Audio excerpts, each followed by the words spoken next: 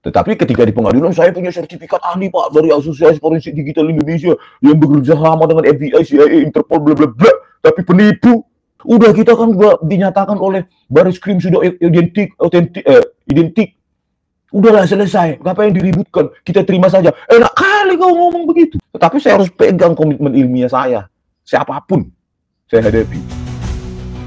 Berani karena benar, takut karena salah. Kenapa Anda tidak menunjukkan ijazah Anda? Mengaku saja kalau memang tidak ada.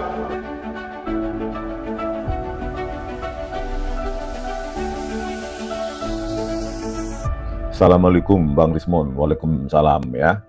Semoga kita sehat selalu semua ya. Apapun tantangannya ya, resikonya memang tetap ada lah. Mana mungkin perjuangan di negara manapun, perjuangan apapun tanpa resiko ya, pasti ada resiko. Karena kalau melawan menantang kekuasaan ya tentu resikonya ya kalian tahu lah ya.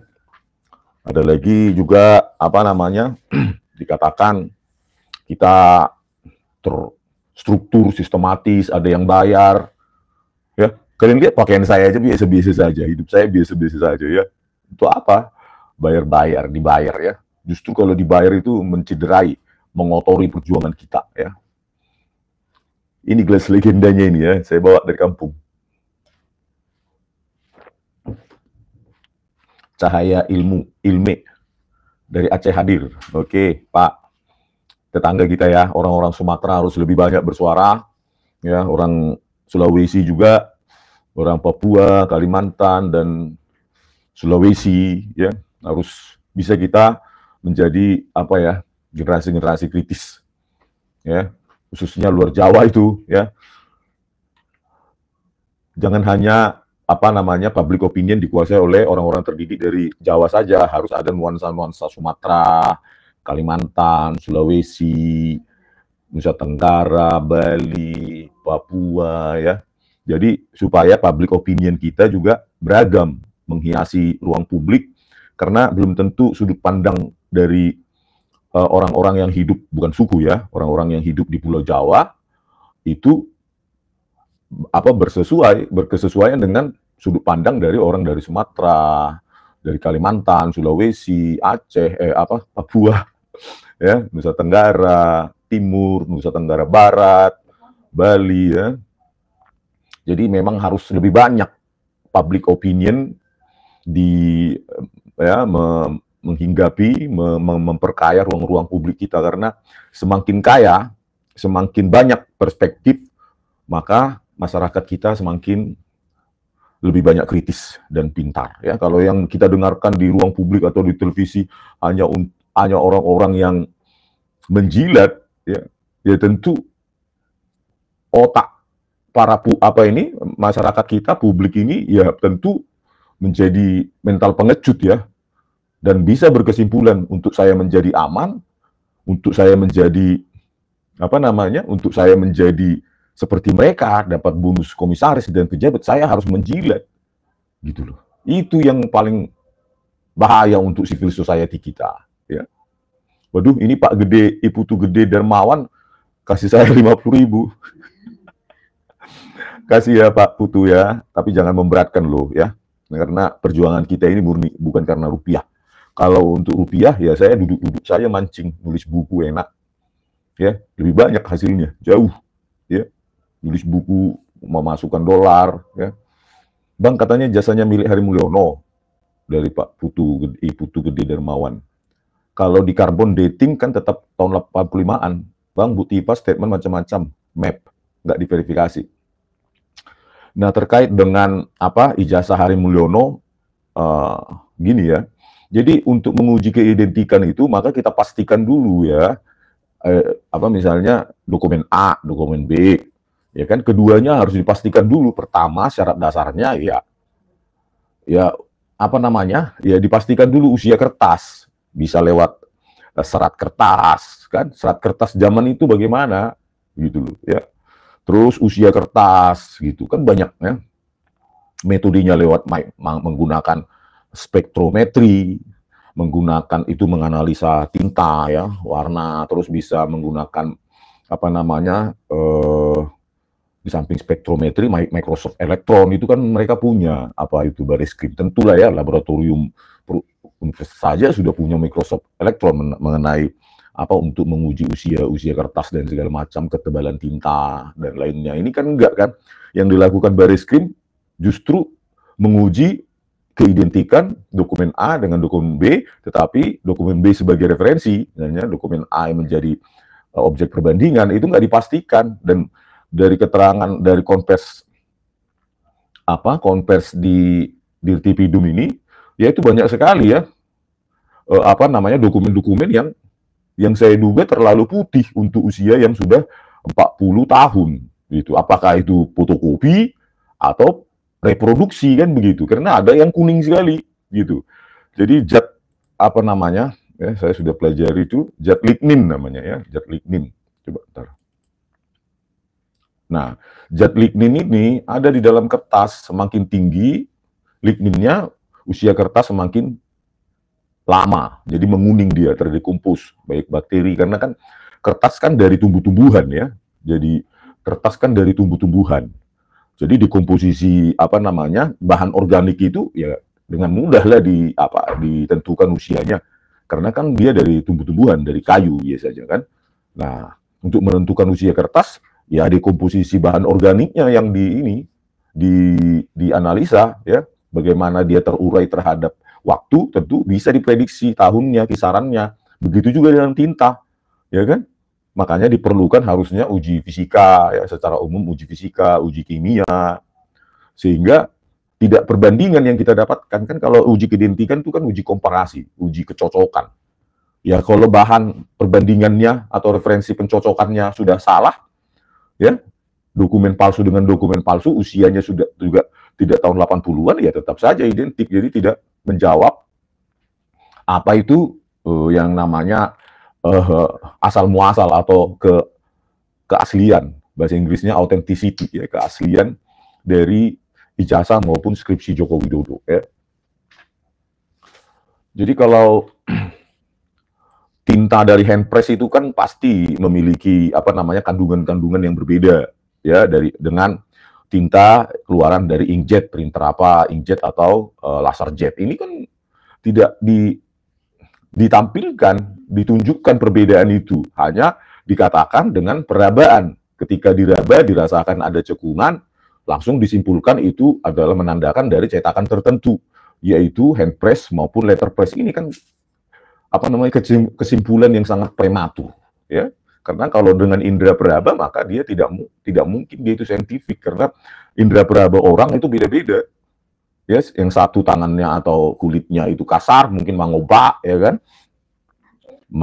pernah macul atau ini ya kan, ada atau pekerjaan-pekerjaan fisik lainnya, ada orang yang tangannya halus jadi indera perasaannya lebih sensitif, jadi hasilnya subjektif. Padahal kan ada ya seharusnya ya teknik, misalnya spektroskopi seperti saya bilang tadi itu, kromatografi itu harusnya disebutkan metodenya kan. Dengan teknik kromatografi, tinta yang ada pada lembar pengesahan skripsi Joko Widodo itu berasal dari begini-begini, usia tinta begini-gini, gitu loh. Jadi nggak ada angka-angka yang kita lihat, nggak ada apa namanya kekangan-kekangan atau periode-periode waktu atau periode atau jenis-jenis bahan gitu. Jadi kalau menguji keautentikan tentu kembali ke ilmu bahan kan, karena mereka yang pegang.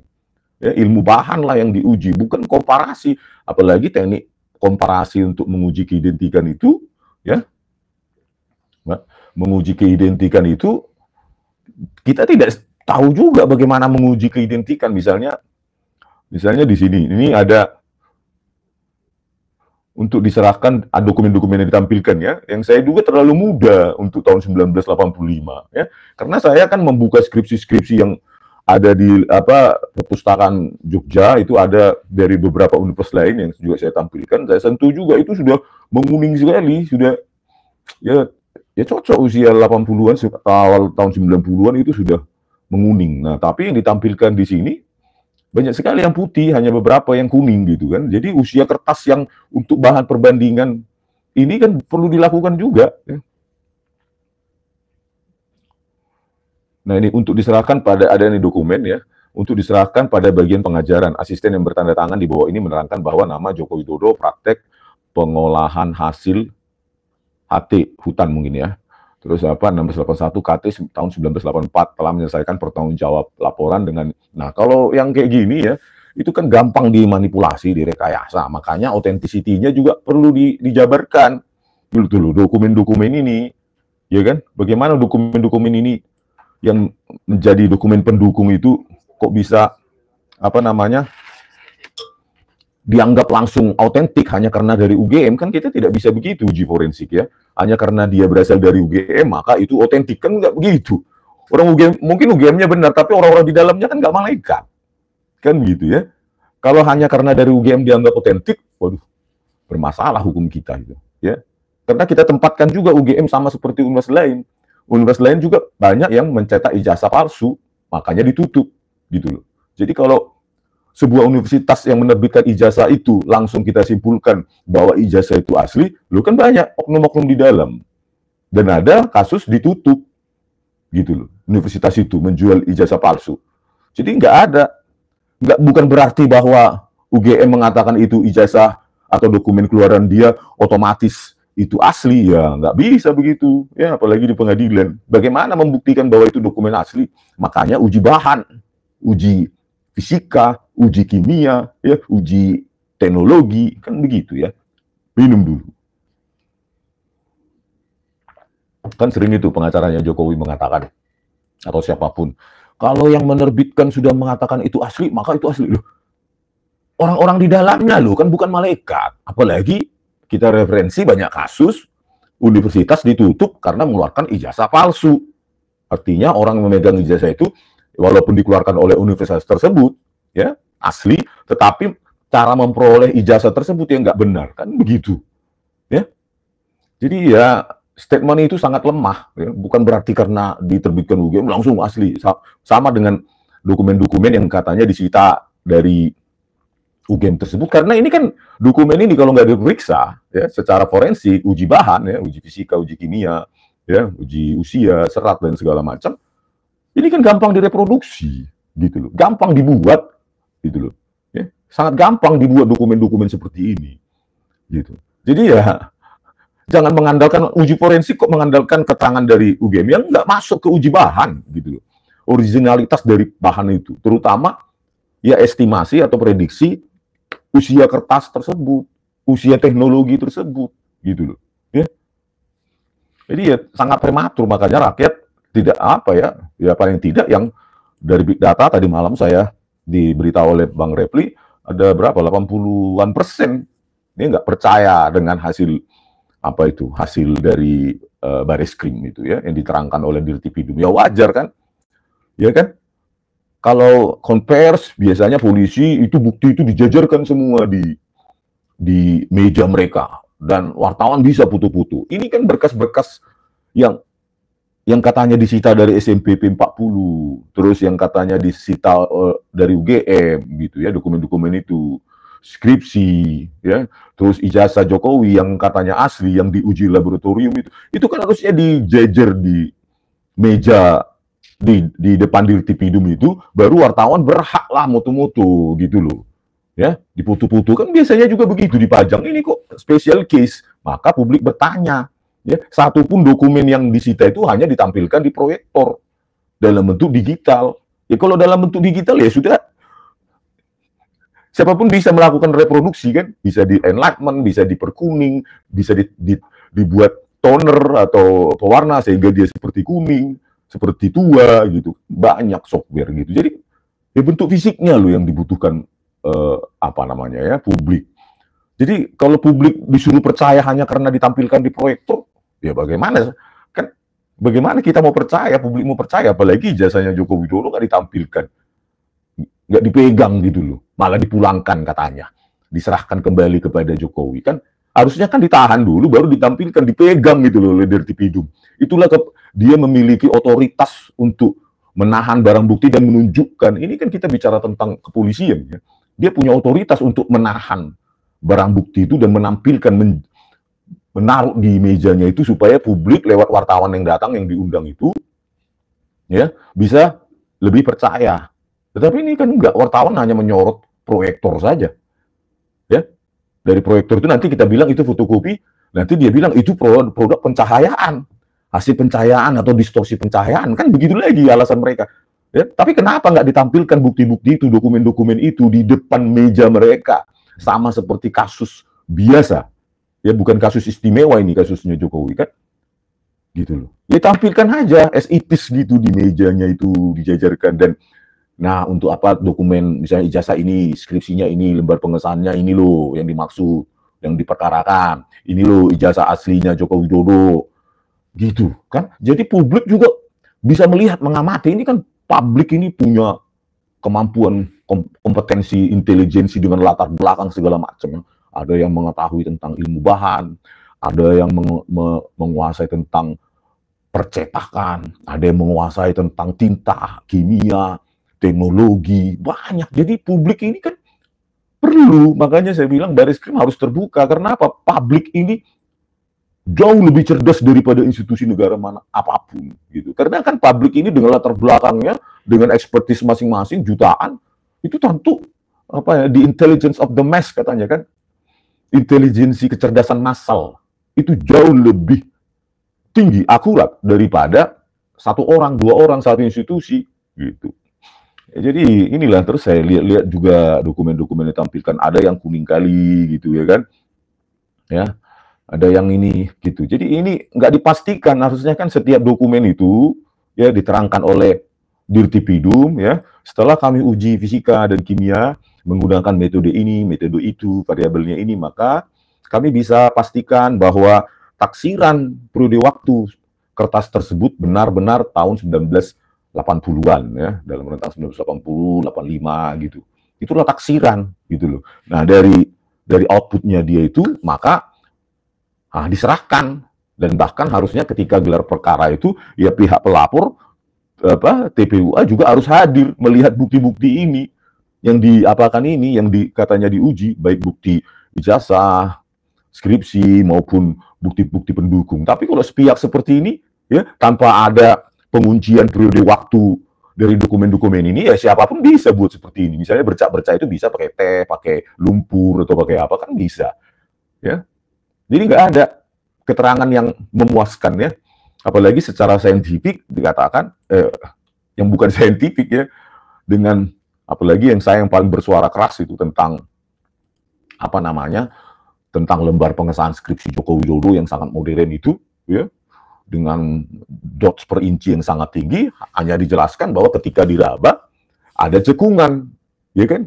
Ini kan bukan meraba-raba ini tugasnya Mabes Polri ini ya, Baris Krim ini. Kalau cuma meraba-raba, untuk apa dibawa namanya uji forensik? Ketika diraba ada cekungan, menandakan itu produk dari handpress dan letterpress. Padahal itu ya secara digital pun bisa dibuat cekungan itu, yaitu digital embossing ya. Kalau kalian apa namanya, orang-orang yang desainer pasti paham, untuk menimbulkan efek cekungan ada ya, namanya digital embossing. Jadi dengan meraba ya tidak ada kesimpulan apapun. Jangan langsung disimpulkan itu produk dari handpress dan letterpress. Ya nggak boleh begitu, karena kan ini kan lembaga negara, bukan lembaga meraba-raba ya.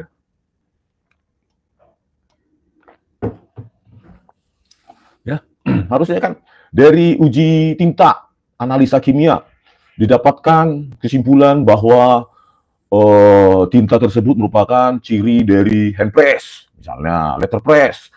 Ditemukan adanya sebuah zat pelumas, misalnya, ya kan, pelumas tertentu atau pelarut tertentu, begitu, dengan simbol kimia ini, gitu. Terus berbeda, ya, kalau dituduh itu adalah produk dari digital dengan teknologi printer, inkjet maupun laserjet, itu berbeda, misalnya, karena senyawa kimianya itu tidak mengandung, misalnya, pigmen tertentu, brighter tertentu, dyeing tertentu, pewarna tertentu, kan begitu harusnya, untuk mengunci ini bahwa saya salah kan.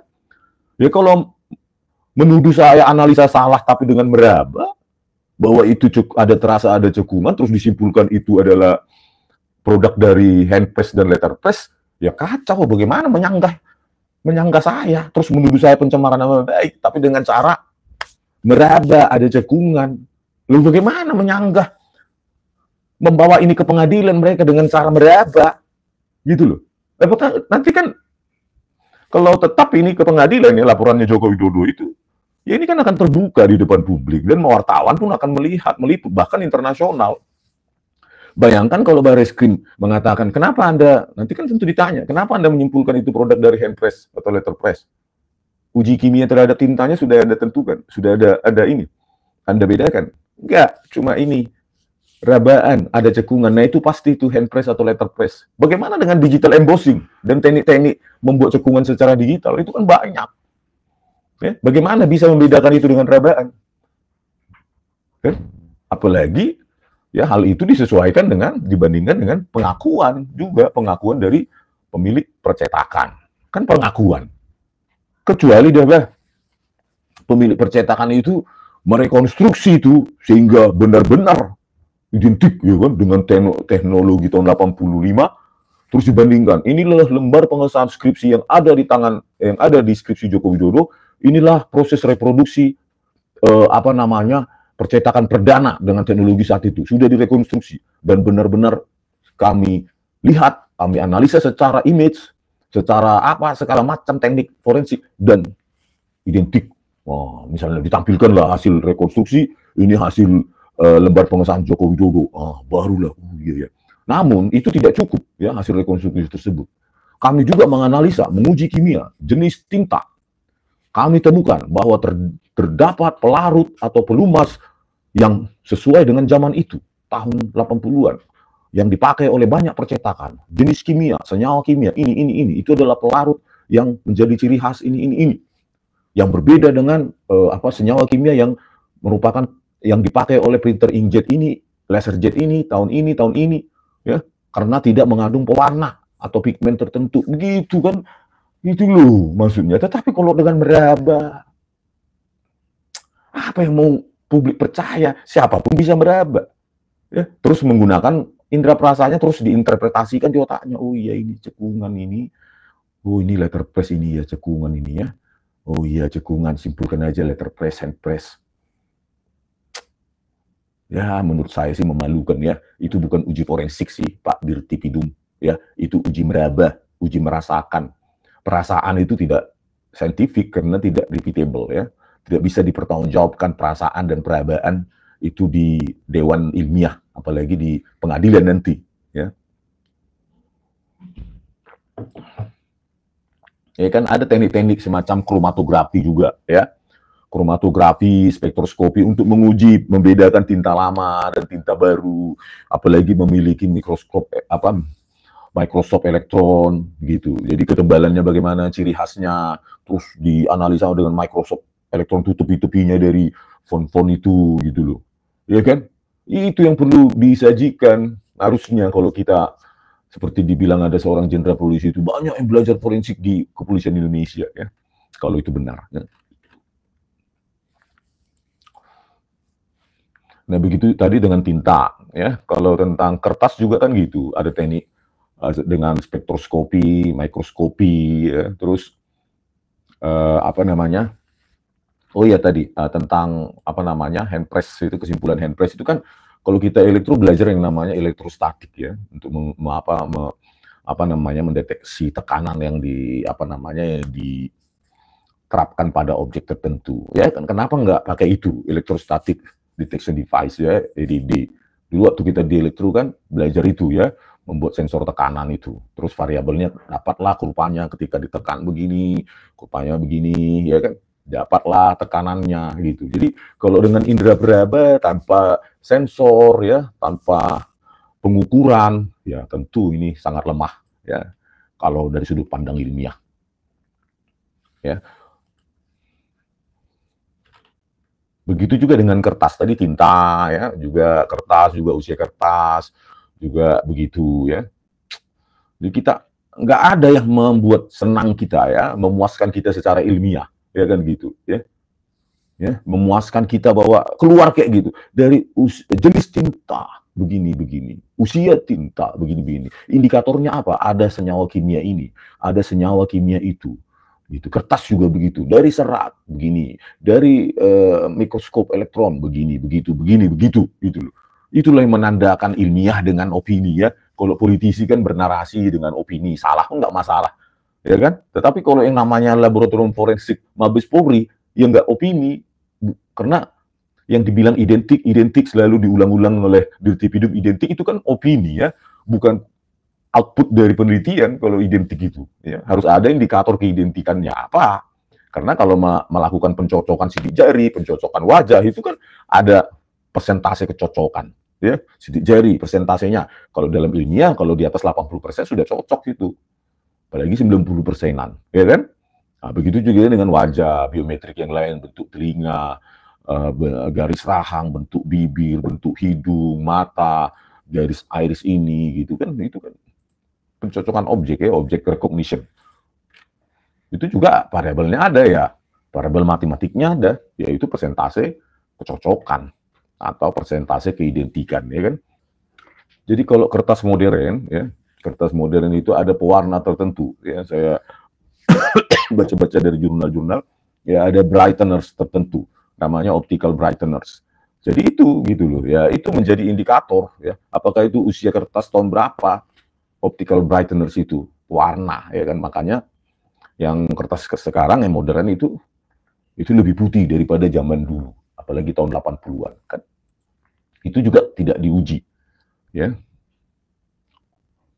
Jadi kalau kertas modern itu ya baru belakangan ini ya punya brightener's. Terus kalau kertas lama yaitu mengandung lignin yang tinggi, itulah zat kimianya. Lignin yang tinggi membuat dia agak kekuningan. Nah, analisa saya terkait lembar pengesahan skripsi itu tidak menemukan jawaban apapun dari keterangan Dirtipidum, apalagi cuma perabaan, terasa cekungan, itu logical fallacy. Ya, cacat logika sih menurut saya ya, karena mereka kan sudah bisa menyita semuanya gitu. Ya, lembar pengesahan skripsi itu. Kalau pengujiannya hanya berdasarkan perabaan, yaitu logical fallacy ya.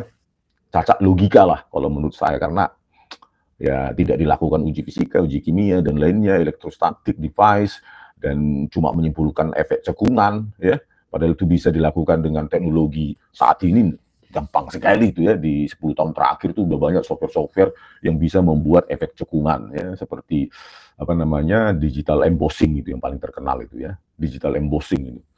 Kalian yang paham lah itu. Jadi di sana untuk menciptakan efek cekungan, tebal tintanya yang di luasan lain tintanya tipis, yang di luasan lain itu tebal. Itu kan kalau tebal tipis seperti cekungan kan gitu, seperti diukir gitu ya, seperti ada 3D-nya gitu.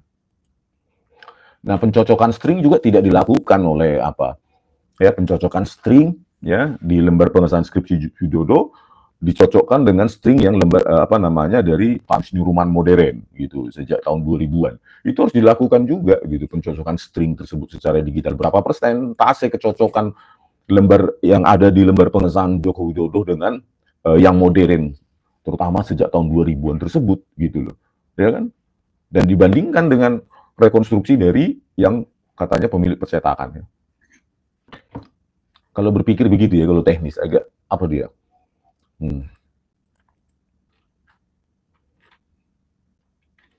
ya kan, harusnya kalau ingin menyangga saya ya itu harus lebih dalam ya, uji fisika, uji kimia dan segala macam, electrostatic device ya. Karena kalau saya kan secara digital ya, bahwa high dots per inci menciptakan lembar pengesahan skripsi yang begitu indah ya, begitu juga dengan administratifnya, tidak ada tanggal pengujian, tidak ada tanggal ditandatanganinya oleh dekan ya kan.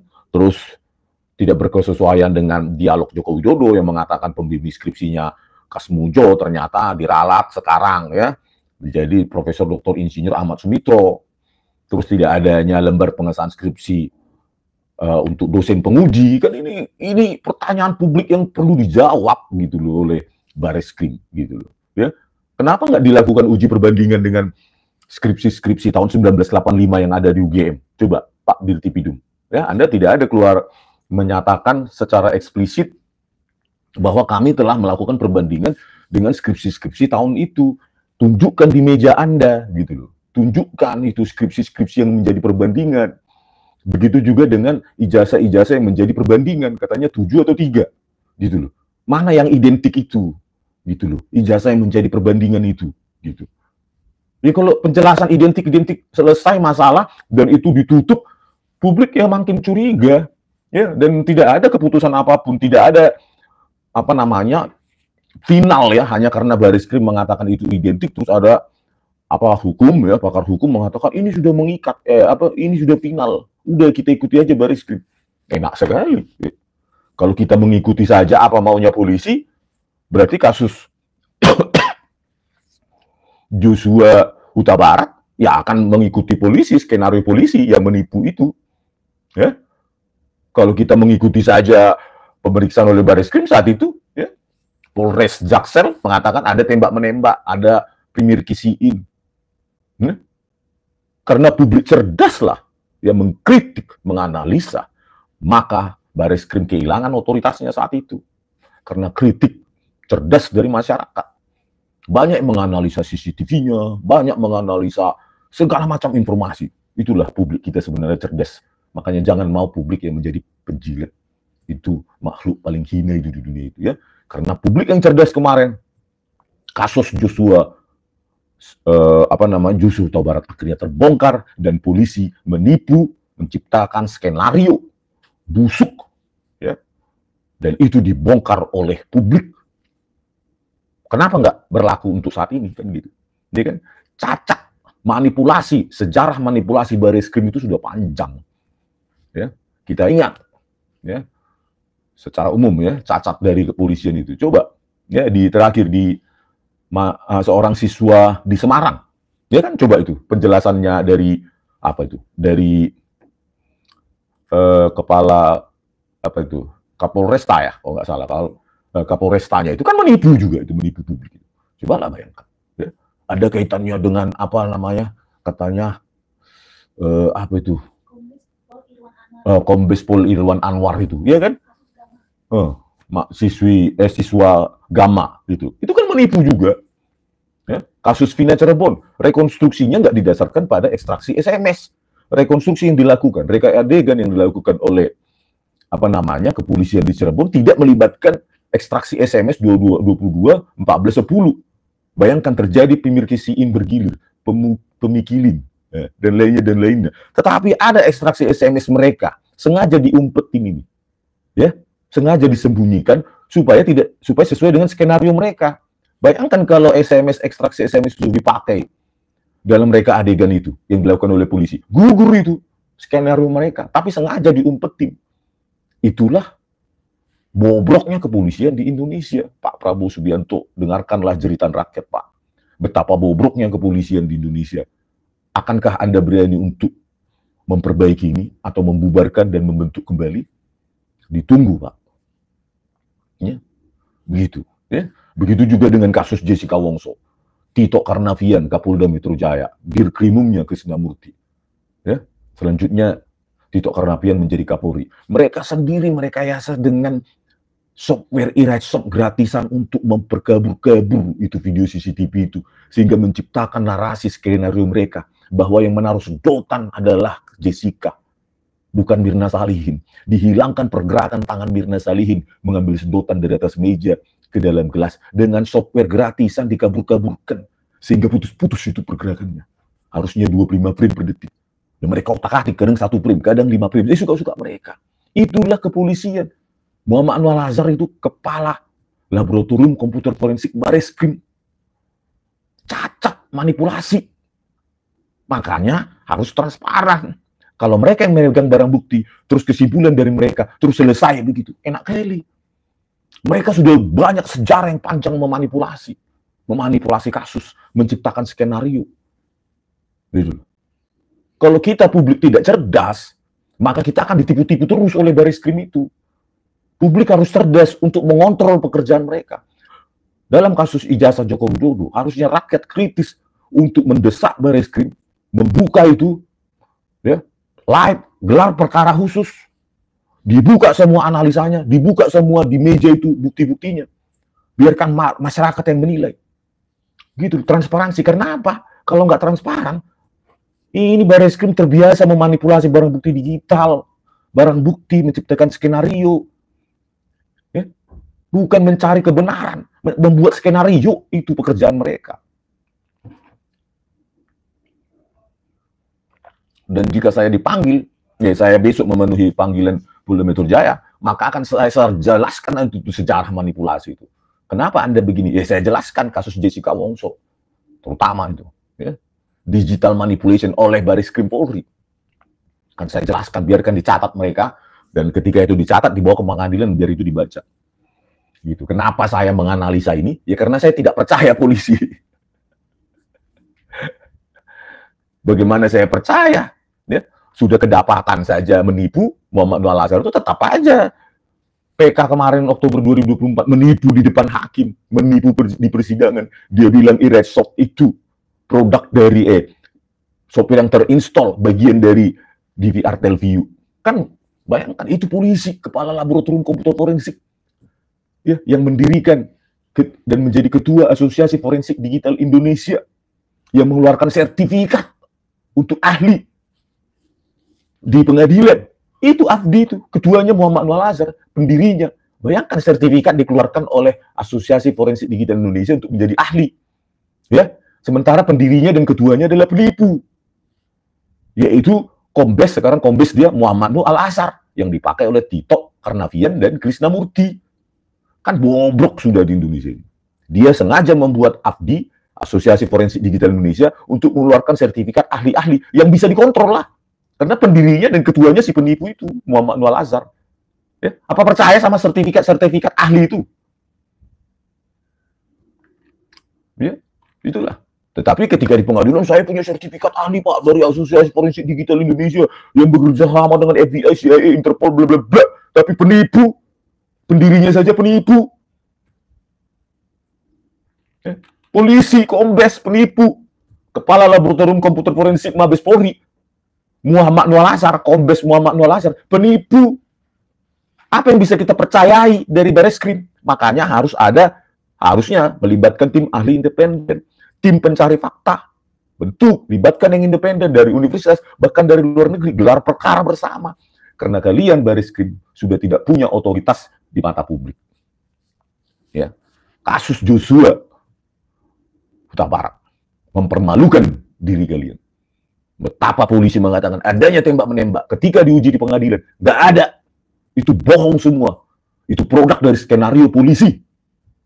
Terus tiba-tiba ada orang, udah kita kan dinyatakan oleh Bareskrim sudah identik. Udahlah selesai. Ngapain diributkan? Kita terima saja. Enak kali kau ngomong begitu. Ya. Sejak kapan Bareskrim punya otoritas absolut terhadap kebenaran ilmiah? Makanya harus di-challenge. Nggak ada siapapun, individu apapun, ya, institusi yang punya otoritas harus di-challenge, harus diperdebatkan. Ilmiah lawan ilmiah. Itu untuk mencari kebenaran. Makanya saya siap untuk ditantang secara ilmiah juga. Gitu loh. Itu pendapat ilmiah saya, ya ditantang dengan ilmiah. Ya silahkan. Gitu loh. Harus siap. Gitu. Nggak bisa dia mengatakan ini secara hukum sudah final. Bah, enak kali final. Memang kau siapa? Ya, mengatakan bahwa dengan beraba apa itu letter press and press disimpulkan langsung. Enak kali. Nih, dengan meraba rasakan ada cekungan, udah apa? Simpulkan. Ya.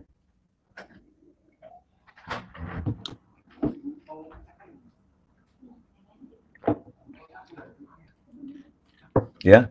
Jadi saya bacakan dulu ya, sudah 51 menit saya ngomong kesana kemari, ya. Nah.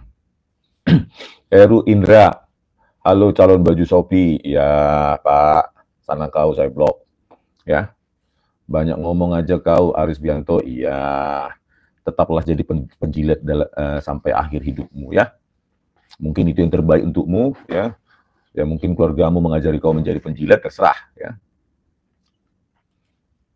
Nur Huda, mana ijazahmu? Tunjukkan ijazahmu, saya sudah tunjukkan itu. Analisa SPP Bang, iya nanti kita analisa ya. Dokumen-dokumen itu saya analisa dulu, karena dia dalam proyektor. Proyektor itu di-shoot juga mengalami distorsi ya. Saya coba buat algoritma, sudah punya sih, apa namanya, super resolution saya. Tapi tetap aja ya, Kadang nggak banyak bedanya pakai algoritma super resolution itu kalau yang ditampilkan juga sudah dalam bentuk fotokopi dari fotokopi dari fotokopi entah ribuan kali ya.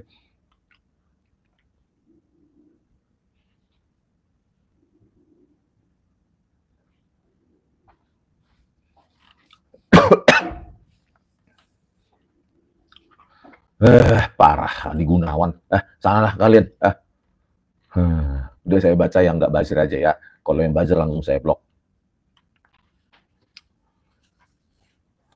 Ahmad Yunus, dukung Bang Rismon lawan Ternak Mulyono pengkhianat bangsa. Iya ya. Ya. Kenapa sih kalian anti sekali terhadap kritik terhadap Jokowi? Ya. Kalau saya bilang ijazah Jokowi palsu, lembar pengesahan skripsi palsu, memangnya itu penghinaan. Itu kan analisis ilmiah, gitu loh. Kecuali ngomong sembarangan kan, gitu loh. Kalau kalian nggak suka, ya adu ilmiah, katakan punya kalian benar kan begitu.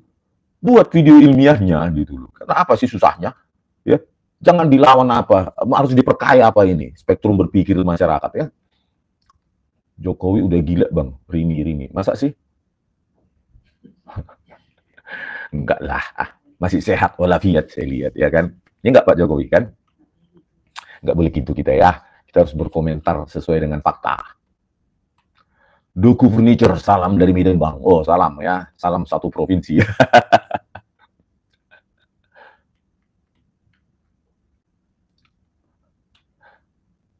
Yang buzzer suruh buat live bang, berani nggak? Ya coba lah.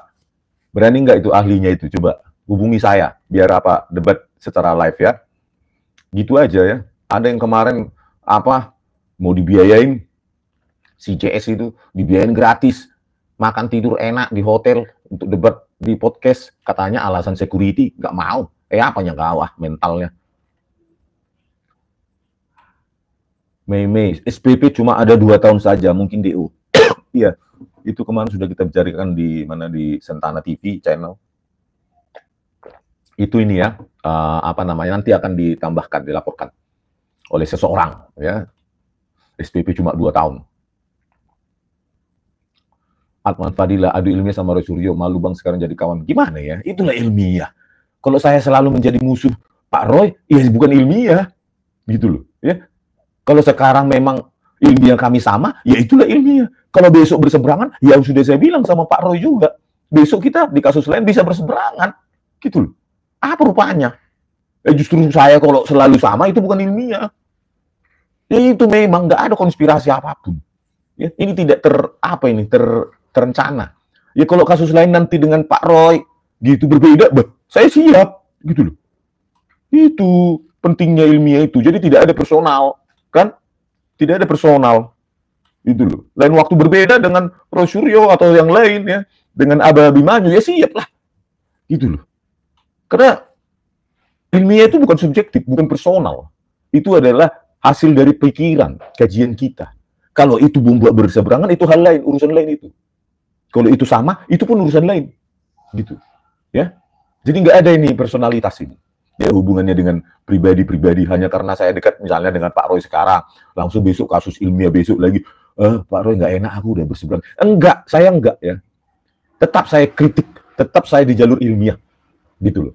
Kalau berdebat dengan ilmiah, dengan Pak Roy berseberangan juga siap gitu.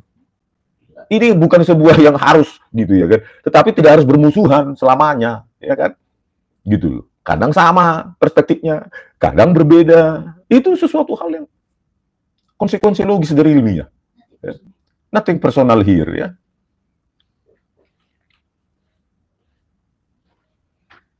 Jadi kalau dibilang Bang Rismon kemarin kasus Joshua, kasus Jessica dengan Bang Roy Suryo ya, itu begini begitu. Ya itu justru keobjektifan dari sebuah ilmiah. Itu membuktikan saya independen. Ya, sekarang berseberangan dengan kantor Otto Hasibuan yang PK-nya saja, pembelaannya itu 90% saya yang buat dari argumen saya siap berseberangan gitu loh. Bahkan dituntut.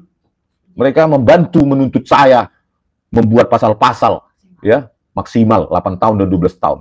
Kantor Otto Hasibuan. Padahal kasus Vina Cirebon saya yang bantu mereka. Ya, Pradi. Pada saat kasus Jessica, saya analisa saya gitu. Apalagi PK ini ya. Ya itu gitu loh. Itulah resiko kalau kita megang ilmiah dan kita tidak mau menjilat. Apa susahnya saya menjilat apa Otto Hasibuan? Ya kan? nggak ada apanya, nggak ada susahnya, itu loh. Tetapi saya harus pegang komitmen ilmiah saya, siapapun saya hadapi, gitu loh. Ya, jangan bentang-bentang dekat dengan Oto Hasibuan misalnya begini-gini, enggak, no. Ya. Hidup cuma sekali kok, ya. Bisa jadi besok entah siapa mati, saya atau dia. Tapi kan kita harus punya pendirian. Kalau nggak punya pendirian, lebih baik saya mati. Ya, selesai sampai hari ini.